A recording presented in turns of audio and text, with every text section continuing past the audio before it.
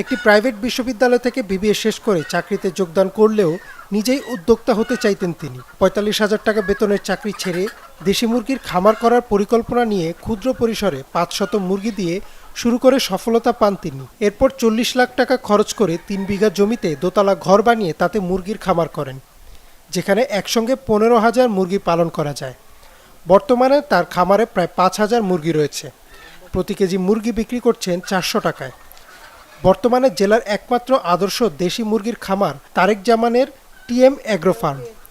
তারেকের মুরগি ঢাকার নামকরা সুপার শপ সহ দেশের বিভিন্ন স্থানে যাচ্ছে, আর এই খামার থেকেই মাসে লক্ষাধিক টাকা আয় করছেন তিনি। আমি প্রথমে তো প্রাইভেট জব করতাম, তো প্রাইভেট জব ছেড়েছি 2020-এ। তো ওইখান থেকে ছেড়েই আমি দেশি মুরগিটা শুরু করছি।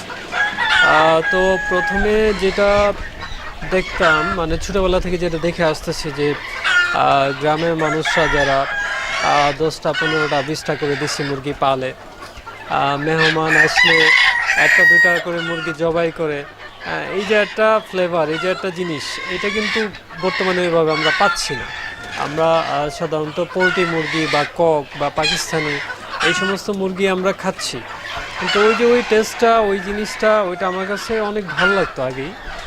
তো এটাকে ধরে রাখা প্লাস আমি যে জিনিসটা চাচ্ছি এটা যেন বাংলাদেশে যারা আছে ব্যাপকভাবে তাদের কাছে এটা পৌঁছাতে পারি, ওই রকম টার্গেট নিয়ে দেশি মুরগি শুরু করা। প্রতিবন্ধকতা আছে, অনেক ধরনেরই ছিল।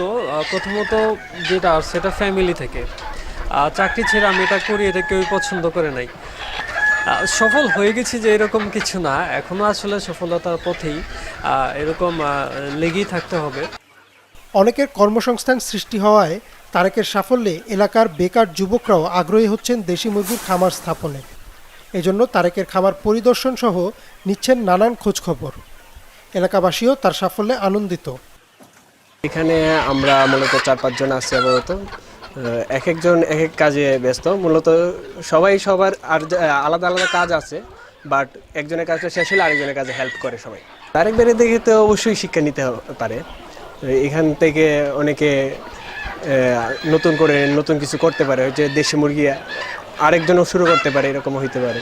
এখানে যে ফার্ম 500 মুরগি থেকে আমরা শুরু করছিলাম, তো এই 500 মুরগি থেকে বাড়াইতে বাড়াইতে এখন তো ফার্মটা অনেক বড় হয়েছে আল্লাহর রহমতে। আর এই ফার্মের যে খাবার পানি টানি ওই সব টানের দায়িত্ব আমার, আর আমি সারাদিন সকাল থেকে বিকালতে আমার মুরগির পিছনে শ্রম দিই।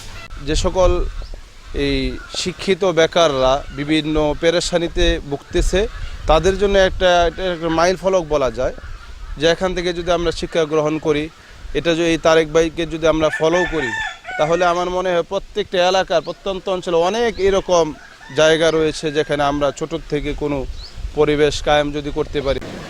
মামায় 500 মুরগি থেকে শুরু করছি, এখন 5,000 মুরগি হয়েছে। আমার ইচ্ছা আছে আমি পড়াশোনার পাশাপাশি এই কাজটা করতে চাই। পড়াশোনা করি, এখন এলাকার ভিতরে মামার একটা ফার্ম, এটা আমরা দেখতেছি ওনার করতেছে উনি অনেক দিন ধরে।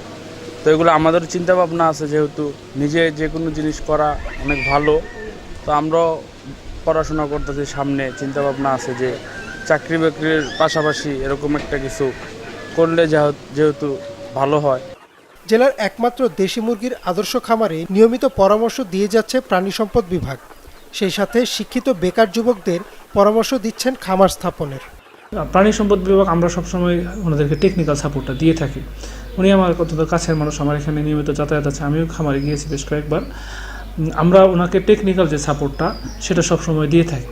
বলতে গেলে ওনার যে পরামর্শ, কখন কোন ভ্যাকসিন দরকার। আপনারা জানেন হাঁস মুরগির বিভিন্ন ধরনের রোগবালাই হয়, এই রোগবালাই থেকে মুক্ত রাখার জন্য আমাদের সরকার থেকে কিছু ভ্যাকসিন আছে, সরকার নির্ধারিত মূল্যে, বাইরেও ভ্যাকসিন রয়েছে। কখনো কৃমির ওষুধ খাওয়াতে হয়, কীভাবে মানতে হয়, কখন কোন ওষুধ হলে কী করতে হয়। তো এই টেকনিক্যাল সাপোর্ট আমরা সবসময় করে থাকি, ওনাকে সবসময় করে থাকি, এবং উনি আমাদের সংস্পর্শে সবসময় আছেন আর কি। নরসিংদীর 6 উপজেলায় ছোট বড় মিলিয়ে পোলট্রি মুরগির খামার আছে 7,300টিরও বেশি। তবে দেশি মুরগির খামারের সংখ্যা হাতে গোনা কয়েকটি।